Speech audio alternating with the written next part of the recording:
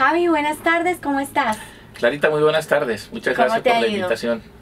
Bienvenido. Muchas gracias. Bueno, estamos hoy con Javier Sánchez. Él es nuestro director de impuestos en All Mutual Colombia. Es una persona que conoce muchísimo de todo el tema de impuestos y te invitamos hoy porque de verdad queremos conocer más detalles de cómo manejar este tema tributario, pero queremos conocer temas sencillos. Queremos que nos hables a los que no estamos tan metidos en este mundo tributario y poder ayudarle a muchas personas a que mejoren y optimicen su planeación tributaria. Claro que sí, Clarita. Aprovechando esta época, porque me decían que se está por acabar el año 2017 y lo que hayamos hecho durante este año se va a reflejar en lo que tenemos que presentar el año entrante en términos tributarios. Así es. Además de una reforma que nos cogió a muchos que probablemente no veníamos tributando y que probablemente van a tener que hacerlo durante el 2018. Entonces queremos preguntarte estas cosas básicas. ¿Quiénes serán las personas que se verán obligadas a presentar o a tributar, presentar declaración o a tributar durante el año 2018? Pues esa es una buena pregunta, Clarita, porque usualmente todas las personas creen que tienen que presentar declaración y resulta que no. También muchas personas tienen duda, ¿y cómo sé yo si tengo que presentar o no declaración? Pues muy fácil. Las normas tributarias establecen cuáles son las personas naturales que están obligadas a presentar declaración de renta. Y para poder presentar declaración de renta, se tienen que cumplir al menos alguno de los siguientes requisitos. Uno, que el patrimonio bruto de esta persona 31 de diciembre del año 2017 sea mayor al equivalente a 4.500 VTs. Recordemos que hoy la VT para el 2017 vale 31.859. Es decir, que en pesos estamos hablando que si esta persona tiene un patrimonio bruto mayor a 143 millones de pesos aproximadamente, ya está obligado a presentar declaración. Pero también existe otro requisito que se tiene que observar y es el relacionado con el nivel de ingresos. Si la persona durante el año 2017 obtuvo ingresos totales mayores a 1.400 VTs, está en la obligación de presentar declaración de renta. 1.400 VTs para este año son más o menos 44 millones de pesos. Y adicionalmente existen otros tres requisitos que se tienen que observar y es, por ejemplo, si la persona utilizó sus tarjetas de crédito durante el año por un valor mayor a 44 millones de pesos, está en la obligación de presentar declaración. O si efectuó consignaciones en sus cuentas de ahorro o en sus cuentas bancarias en general mayor a 44 millones de pesos, también está obligado a presentar declaración. Entonces, realmente en la práctica son 5 requisitos que se tienen que observar, pero cumpliendo uno solo, ya esta persona automáticamente está obligada a presentar declaración. Y aquí, perdóname, aquí quiero hacer una aclaración. Y es que una cosa es presentar y otra cosa es pagar. Muchas personas cometen el gravísimo error de omitir ingresos, de omitir patrimonio, pensando en que van a tener que pagar impuestos si tienen que presentar declaración de renta. Y recordemos que una es el cumplimiento de una formalidad de presentar una declaración y otra es la obligación sustancial de pagar. Entonces, presentar una declaración no es sinónimo de pagar impuestos. Me parece muy bien. Digamos que queda muy claro, pero yo sí te quiero hacer una pregunta que puede ser básica. Pero, ¿cómo entendemos qué es ese ingreso o ese patrimonio bruto? Porque pues alguna cosa debemos de tener, pero ¿cómo sabemos que esto sí es el bruto y que ese es el valor que cumple? Y de hecho que eso que estás preguntando es muy importante, es fundamental que nosotros conozcamos qué es patrimonio bruto, porque lo que acaba de decir era que las personas que tengan un patrimonio bruto mayor al equivalente a 4.500 VTs, es decir, 143 millones de pesos, están obligadas a presentar declaración. ¿Pero qué es patrimonio bruto? Patrimonio bruto es lo que en materia contable o financieramente se conoce como activo. Activo, hablando del punto de vista fiscal, es patrimonio bruto. Que en últimas, ¿qué es eso? Es el total de los bienes y derechos que posee una persona al 31 de diciembre del 2017. Entonces, si yo tengo una casa, pues tengo que establecer cuál es el valor de esa casa para poderlo considerar como parte de mi patrimonio, sin perjuicio que sobre esa casa recaiga una hipoteca. Lo importante es que sumo todos los activos que poseo, porque patrimonio bruto ese es el total de los activos que posee la persona y determino si supera o no el límite para estar o no obligado a presentar declaración de renta.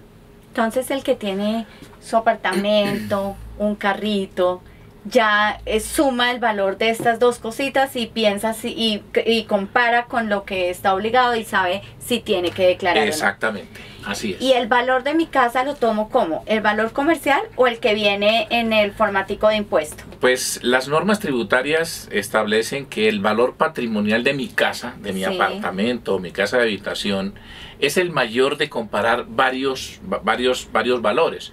Inicialmente yo tengo que tomar o parto tomando como referencia el precio de adquisición, el valor por el cual compré el apartamento. Ese inicialmente será el valor y ese tendré que incluirlo en mi declaración de renta. No obstante, si ese apartamento lo tengo 2 o 3 años después, ya tengo la obligación de comparar ese precio de adquisición con el avalúo catastral, es decir, con aquel que aparece en el catastro, o lo tengo que comparar por el valor del autoavalúo. Recordemos que aquí en Bogotá, en materia de predial, existe el autoavalúo, es decir, que yo puedo tener un apartamento y lo puedo autoavaluar, puedo tomar como base para pagar el predial por un valor diferente al que me costó o incluso al que aparece en catastro. Por supuesto que ese valor tiene que ser, ese autoavalúo tiene que ser mayor. Entonces lo que la norma dice es compare esos diferentes valores y siempre opte por el mayor. Entonces si mi casa me costó 200 millones de pesos, pero 3 años después catastralmente vale 250, mi valor de referencia para efectos de incluir en la declaración de renta es el valor catastral, es decir, siempre será el mayor de comparar esos factores. Esos factores, perfecto. Bueno, hay otro impuesto que hablando contigo me hiciste una aclaración que quiero que nuestros oyentes la tengan. Sí. Y es el tema de la retención en la fuente. ¿Qué es la retención en la fuente y a quiénes les aplica retención? Porque tú nos acabas de dar las pautas para saber si nos toca declarar renta. Pero los que somos asalariados especialmente tenemos un impacto mes a mes durante el año que es esta famosa retención en la fuente. De acuerdo. La retención en la fuente tenemos que aclarar que no es un impuesto. Y a veces, y creo que tenemos esa concepción, creemos que es un impuesto y no. La retención es un mecanismo de recaudo anticipado del impuesto de renta.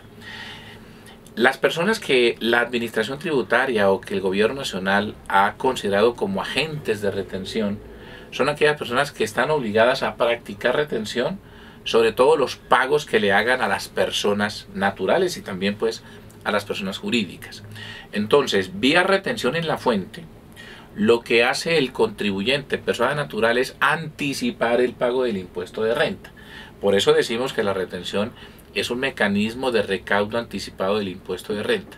¿Y consiste en qué?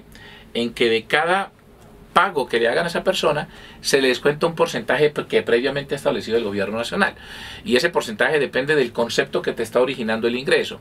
No es lo mismo la retención en la fuente por un arriendo que por unos honorarios o por un servicio o por unos intereses que yo reciba. Entonces, dependiendo del concepto, existe una tarifa ya previamente definida por el gobierno nacional. Y tan es así el tema de la retención, Clarita, que hay personas naturales que cuando presentan la declaración no tienen que pagar impuesto porque vía retención en la fuente ya lo pagaron durante el año correspondiente. Entonces, claro, indicar que la retención no es un impuesto, sino un mecanismo de recaudo anticipado del impuesto de renta. Me queda clarísimo, y ya con lo que tú explicas me dices si estoy correcto, si estoy en lo correcto. Pues hay diferentes porcentajes que puede ser dependiendo del tipo de situación que haya causado esa retención. Así que ni modo de decirle a nuestros oyentes que va a tener tal porcentaje o tal, porque depende de dónde venga su ingreso. Sí, quizás así como existen conceptos para arriendos, servicios, honorarios, comisiones, intereses, también existe una mecánica para practicar retención a los asalariados, lo que tú muy bien mencionaste, y es al grupo al cual tú perteneces, y es que las personas que tienen un vínculo laboral se les puede practicar dos tipos de retenciones, dos procedimientos de retenciones, y dependiendo de en donde se ubique, se le aplica o una tarifa que puede ser el 0, el 19, el 28, el 33%, o si está en procedimiento 2, previamente se ha calculado un porcentaje fijo que difiere de estos. Entonces, dependiendo de la situación particular de cada persona natural asalariada, pues va a tener una retención totalmente diferente. Bueno, y viene la pregunta más importante. ¿Y cómo hacemos para que no nos hagan esa retención? O por lo menos que no sea tan alta. Pues digamos que ese es esa es la opción que casi todos queremos tomar, y es tratar de pagar menos impuestos. Pero pagar menos impuestos no haciendo cosas que están por fuera de la ley, sino amparados en el marco tributario, aprovechar los diferentes beneficios tributarios que concede la norma para hacer mucho más eficiente mi sistema tributario. Entonces, hoy en día, quizás me adelante un poco a alguna otra pregunta que tengas, pero con la ley 1819 ya no funciona como funcionaba hasta el año 2016, en el sentido de que antes los ingresos se llevaban a una misma bolsita y de ahí se comenzaba el proceso de depuración. Hoy en día existen unas cédulas. Cédulas son conceptos que me originan el ingreso, y dependiendo de ese concepto yo puedo acceder o no a un proceso de depuración diferente. En el caso de los asalariados, y para responder tu pregunta, un asalariado puede disminuir su base de retención legalmente con unas deducciones que le permite la ley y con unas exenciones que le permite la ley. ¿Qué deducciones? Si una persona tiene intereses, está pagando intereses por adquisición de vivienda, esos intereses hasta un límite son una deducción. Si tiene personas que dependan económicamente de él, si está pagando una medicina prepagada, esas deducciones las puede aplicar como un menor valor para efectos de su impuesto. Y por supuesto, uno de los productos que ofrece nuestra compañía Olmutual es hacer aportes a pensiones voluntarias, que genera un gran beneficio. Bueno, entonces, si yo quisiera pagar menos impuestos, y te entiendo que esto aplicaría tanto para la retención como para la declaración, ¿cierto?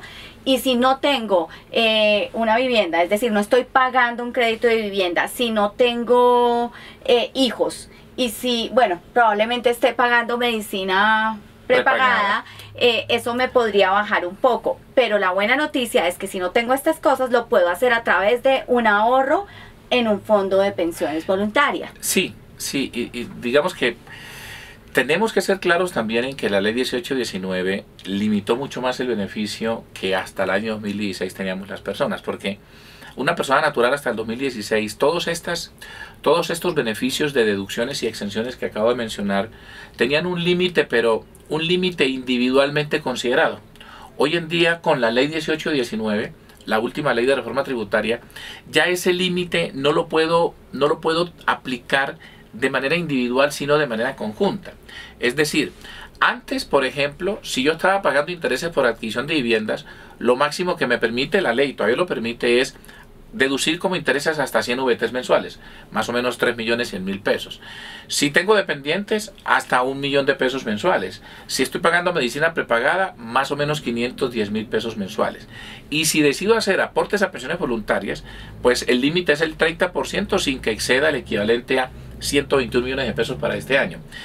Pero resulta que esos límites hasta el año 2016 los observaba de manera independiente. Hoy en día no. Y ese fue un cambio radical, gigante, que hizo la ley 1819, porque ahora la sumatoria de esos límites, teniendo en cuenta cada límite individualmente considerado, pero la sumatoria de todos ellos no puede exceder el 40% de los ingresos netos. Entonces ahí fue el punto de quiebre, y eso es lo que hace o va a hacer que las personas naturales, a partir de la declaración de renta del 2017, paguen mucho más impuestos. Si una persona natural no tiene deducción de dependientes, no tiene intereses de vivienda, porque quizás su tema de vivienda ya está resuelto, no significa que no pueda hacer otra cosa para obtener beneficio tributario. Por supuesto, los aportes a pensiones voluntarias siguen siendo una excelente herramienta de planeación tributaria. No solamente de planeación tributaria, sino un tema de ahorro, de inversión, de cumplimiento de metas, de objetivos, sueños, etcétera. Pero desde el punto de vista tributario siguen teniendo vigencia, y mucho más en aquellos casos precisamente donde yo no tengo derecho a deducción de intereses de vivienda ni tengo dependientes. Entonces me da la posibilidad de hacer muchísimos más aportes a pensiones voluntarias para llegar a ese límite del 40% que introdujo la ley 1819.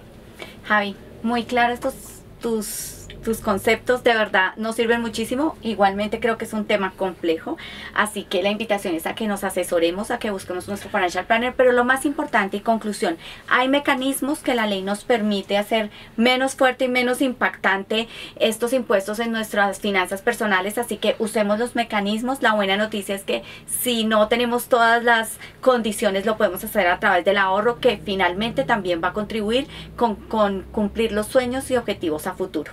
Así que muchísimas gracias, Javi, y nos vemos en un próximo video. Con muchísimo gusto.